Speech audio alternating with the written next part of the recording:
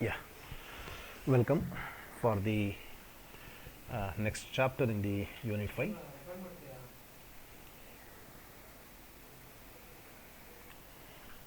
That is the estimation for the software projects. See here, the estimation is with respect to the how much resource that you are in need of. That is, the resource might be in the format of the human resources or the hardware resources or even the software resources, that whatever that you are in need of.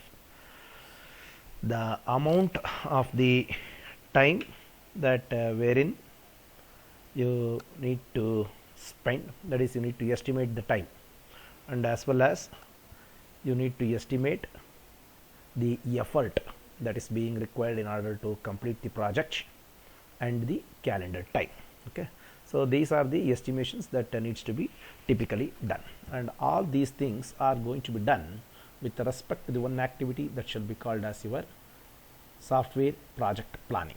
Before any activity is going to be begin, you need to make a plan. Why actually you need to plan? Because any execution, that one which is being done without the proper planning, might be disastrous. Okay, so even with respect to the starting of the semester, you try to plan. Okay, that is how many hours you need to study, how many movies per week you can afford. Okay, how much time can be spent on this social media like Facebook and as well as the WhatsApp. That is what you are going to make a plan. What will happen if the proper planning is not going to be made? Okay, the result might be you might get a not eligibility in the courses. Okay, or else even though if it is being eligible, you might get a grade F in the semester end examination. That's why you need to make a proper planning. Okay, so typically the software project planning encompasses 5 major activities. That is the estimation, scheduling, risk analysis, quality management planning, and change management planning. These are the typical 5 activities. Who is going to do that one? Typically it shall be the responsibility of the software project manager that shall be done. Okay, so why it is important? So as I discussed, if the planning is not going to be done, means then the activity might get deviated, it may not be completed, it might be an overburden for me, like that. Okay, so what are the steps? So estimation always begins with the description of the scope of the problem. Okay, then the problem is being decomposed into a set of the smaller problems, and each of these is estimated using the historical data and experience as the guidelines. So the problem complexity and risk are considered before a final estimate is being made. Okay, so what is the work product that you are going to produce? It is nothing but a simple table delineating the tasks to be performed, the functions to be implemented, and the cost, effort, and time involved for each is generated. This is what typically the planning is going to be. So the overall goal of the project planning is to establish a pragmatic strategy for controlling, tracking, and monitoring a complex technical project. Okay, now let us see how you are going to begin with the planning. Okay, probably before your project is going to get started, the responsibility of the project manager is to bring out a detailed plan. Okay, so now let us see, this is what a project plan is going to involve. See, the first activity that what you are supposed to do is to establishment of the project scope. Okay, that is what is define the scope of the project. Determine the feasibility, that means what are the advantages that it are, what were the forces, that one which is forcing you to implement that project. Okay, so analyze the risks can happen at any moment of the time with respect to the project. Okay, suppose assume that you are planning for a one day trip that you need to go, and you have booked the some bus over there. Okay, so morning 6 o'clock you are supposed to depart from over here, whereas by 5:30 he will tell, no sir, the petrol costs have been increased, so I can't afford you for the previous post. Only if you pay this much of the money as an extra amount, then only I will be able to take you, else I won't. So now you have only some 30 minutes to decide. Okay, so what shall be your judgment? This is what we are going to call it as a risks. Okay, so then define the required resources. It might be with respect to the human resources, that is how many number of the design engineers are being needed, how many testers are being needed, how many coders that you are in need of. Define the reusable software resources, that is if there are any commercially off the shelf component that are being available, so how much of them can be reused. Identify the environmental resources, that is if the project is in need of any some hardware resources over there or anything, then you specify them. Okay, after that try to estimate the cost and as well as the effort. See, directly it may not be possible for you to estimate what is the cost. So assume that while you are trying to build a house, okay, so if suddenly if you ask for your engineer, sir, how much shall be the my final cost of the home, so he will give only the rough estimate. It shall not be always a perfect estimate. So then what they are going to do means they are going to typically decompose the problem. That means, sir, on an average per square feet, this is the cost that is going to involve, and correspondingly, so this much of the built up area is going to be given for your house. So this would be the cost. Okay, so decompose the problem, develop 2 or more estimates using the size, function points, process tasks or the use cases, reconcile the estimates. Always you need to make a reconciles. Okay, then you are supposed to develop a project schedule.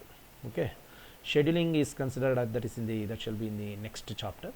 So in the scheduling, establish a meaningful task set. Okay, define a task network. Task set means what is the task that you are going to carry. Task network means is there any other task without the completion of which now you cannot start with the task B. See, until and unless your foundation is being done, it is not possible for you to build the wall. Okay, so for the building up of the wall, the necessity or the criteria to start with this is this should have been completed. Okay, use scheduling tools to develop a timeline chart. Okay, define schedule tracking mechanisms.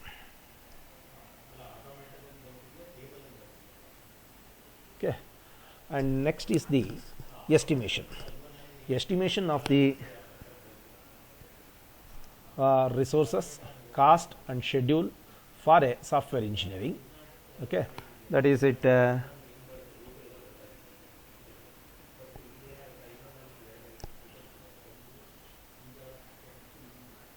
Yeah, see, the estimation of the resources, cost and as well as the schedule.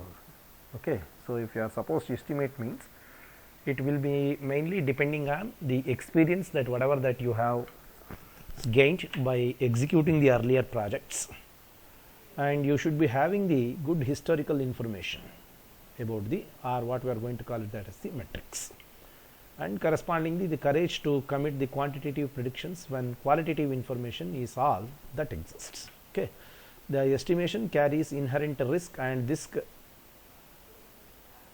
leads always to the uncertainty. Okay. See, this is what the complete the how the project plan is going to be. So now you have your scope, you have your estimates, you have your identified the risks schedule, and then you also have the control strategy for these risks. Okay, all these terms, all these things togetherly shall be called as your project plan. Okay, now let us see how to understand the scope. To understand the scope of the project, you need to understand a lot of the things. One is, first try to know what actually the customer is expecting from that of the product. Okay, that is what understanding the needs of the customer. Understand the business context. Okay, suppose if there is a downtime over there while executing with respect to this project, what will be having its impact. Okay, understand the project boundaries where it's going to be. Okay, and understand the customer's motivation, understand the likely paths for change, understand that even when you understand, nothing is guaranteed, always it is subjected to the change. Okay, anything can it is subjected for the change at any time. Okay, so now let us see what actually the project scope is. See, the software scope is nothing but it is a statement that one which is going to describe the functions and the features that are to be delivered for the end users. Okay, what are the different features that the end user is expecting and what are the functions that you are going to deliver. Okay, or else it might be stated in the form of what is the data input that it is going to take and what is the data output that it is going to produce. That might be a one statement. Or else it might be the content that is presented to the users as a consequence of using the software. Okay, it might be the considerations like the performances, constraints, interfaces and reliability that bound to the system. Okay, so scope is defined using one of the two techniques. One is either by you use your use case diagrams to depict the scope, or you can have a narrative description of the software scope that is developed after the communication with all the stakeholders. Okay, so now let us see what are the different types of the resources that we are going to have with respect to the project. Okay, the first type of the resources shall be this one, that is the people resources, or what we are going to call it as the human resources. Okay, so human resources, you might try to identify them by the role that what they are going to play, who is going to be the senior manager, who is going to be the project leader, project member, okay, project organizer and all or anything, and correspondingly where they are being located. Are they located in the same city, or they are being geographically located, what is the appropriate skills that they try to possess, and what is the actual number that we are going to have. These are nothing but the human resources that what we are going to have with respect to the project. Next is reusable software resources. Okay, as it was said in the beginning, everything need not to be developed from the scratch. Okay, there are many components that one which are available, okay, wherein you can try to directly use them. For example, now if I want to carry out a new project, means you won't try to develop a new compiler or a new editor or a new database facility. Okay, so what you can do is you can try to use the available editors, available compilers, available databases and all. Okay, in which now we are going to have a COTS component, that is the commercially off the shelf component. Okay, that means existing software can be acquired from a third party or from a past project. Okay, and next is full experience components. Okay, that is the existing specification, design, code or test data developed for the past projects that are similar to the software and that needs to be used with respect to the current project. They are being called as the full experience components.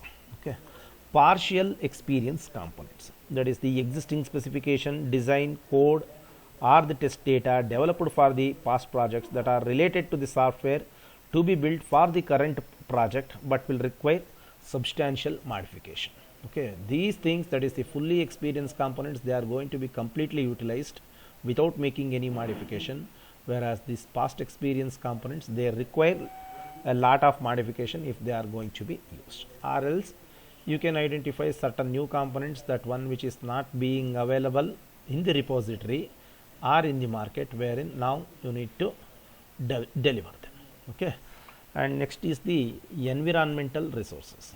Okay, so in the environmental resources, okay, you can have what are the hardware components that is being needed, what is the network resources that is being needed, what are the different tools and as well as the techniques that is being needed for the completion of the project.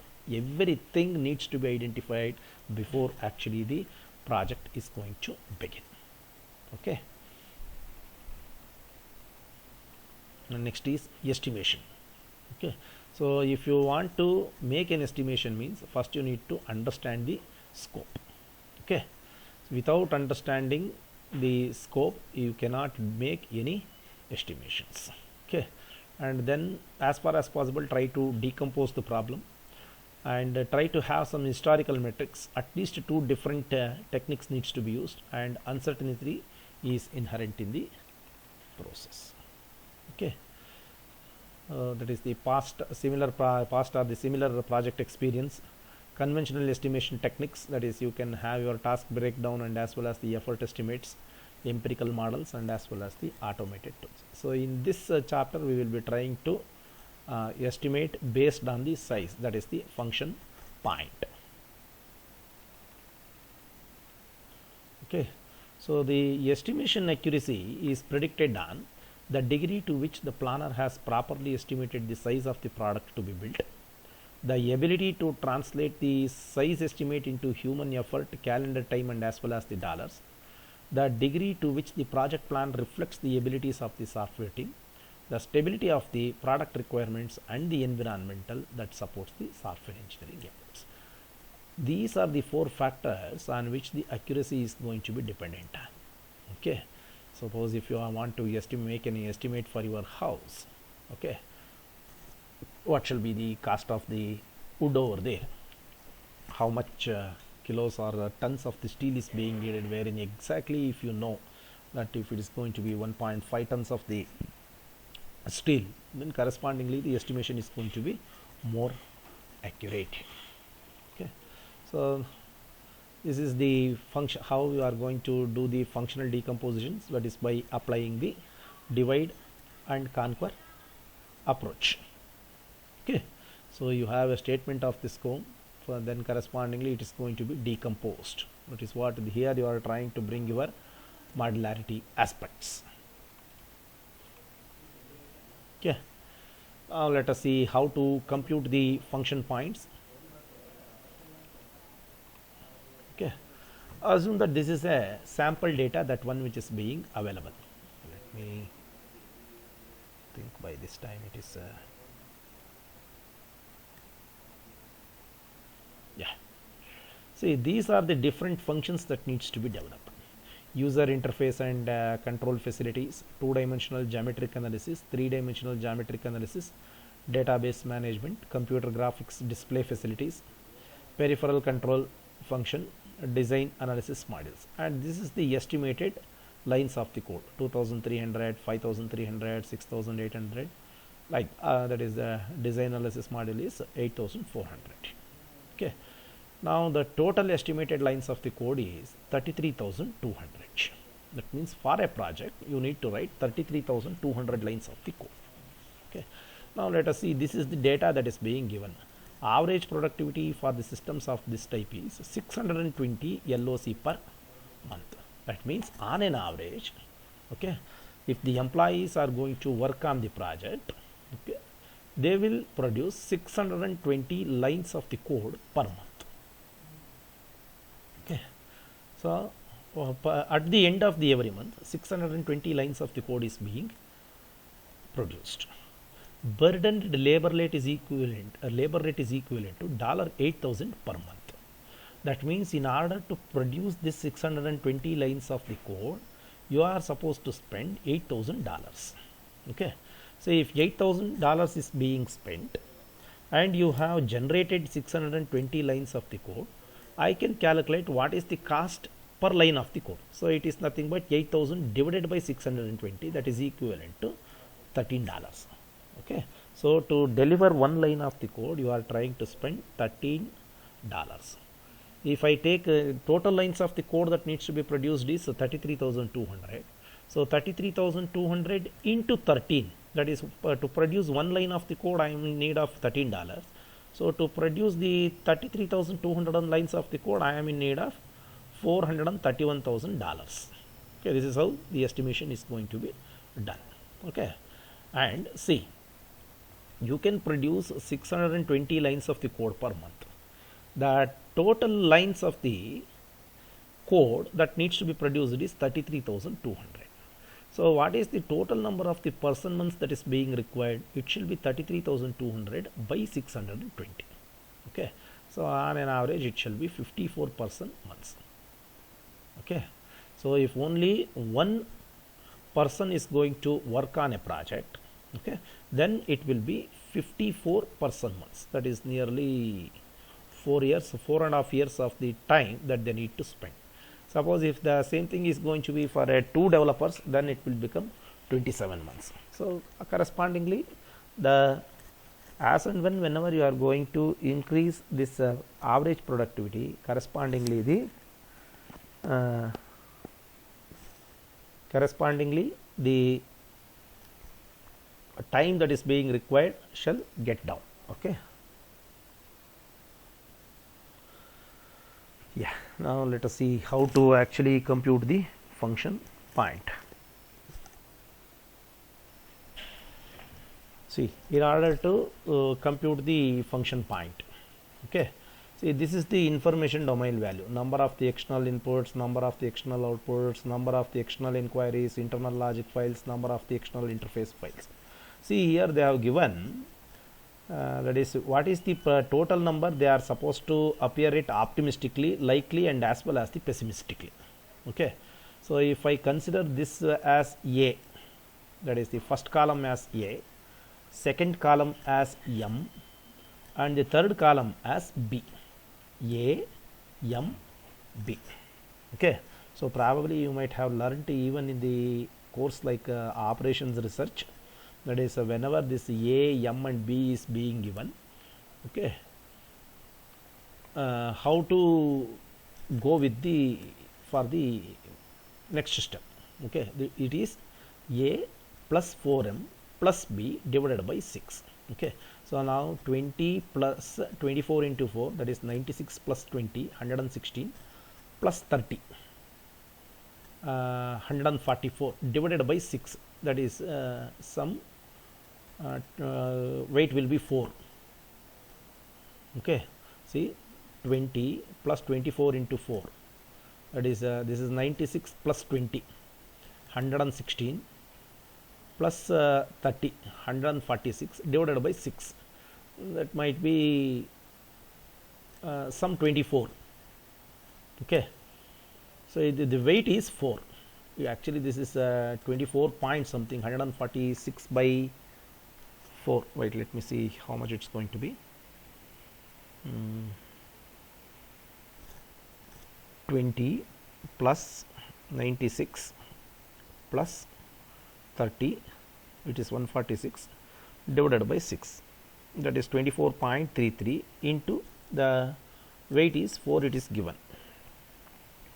So it is 97.33. so they have truncated the decimal floating point and they have taken only the 97. Okay, are you getting? This is, if this is A, this is M, this is B, it is A plus 4M plus B divided by 6. Okay, so here 24.33 into 4, that is 97. Here I am trying to take, and correspondingly you estimate the FP count by applying the same formula, A plus 4M plus B divided by 6 into this weightage factor. In the examination, if this value is not being given, that is A, M, B, directly if a value is being given, then you correspondingly get the multiplication by this one. Okay, right. Okay, so now the total count is 320. Okay, the function point estimated is, so in the previous class we have discussed that it is the count total into 0.65 plus 0.01, it is the summation of Fi, that is the those 14 number of the questions. See, in this example, it is depending on the value that whatever that we have got for the 14 questions. So some questions had some 3, some questions had a values of 0, some question had a value of the 4, and some had some 5. Assuming that the total summation was 52. Okay, so now it is a count total into 0.65 plus 0.01 into 52. Okay, that is 0.52 over there, and 0.65 plus 0.52, that is 1.17 multiplied by this total count 320. That will give the total function point estimation as 375. Okay, so if the organizational productivity is only 6.5 function points per month, okay, 6.5 functions points per month. So now, and the burdened labor rate is $8,000 per month. Okay, $8,000. So it is 8,000 divided by 6.5, that is equivalent to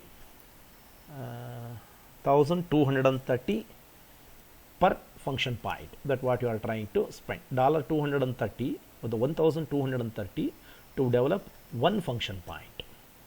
Okay, so now the total number of the, this is the function point estimated is 375. 375 divided by 6.5, that is almost equivalent to 58 person months. Okay, so per function point, if it is 1230, and now you have this 375 function points as an estimation, it is 375 into 1230, that is almost 4,61,250. that is the total cost that what you need to incur for the project. Getting? So this data always needs to be given, that is the burdened labor rate and as well as the organizational average productivity. If that is being given, actually you can calculate what is the calendar time that is being needed and what is the total cost that you are supposed to spend with respect to the project. Okay, so process based estimation, I think that might not be needed. Tool based estimation, this has been discussed. Okay. And next is empirical estimation models are the COCOMO models. Okay.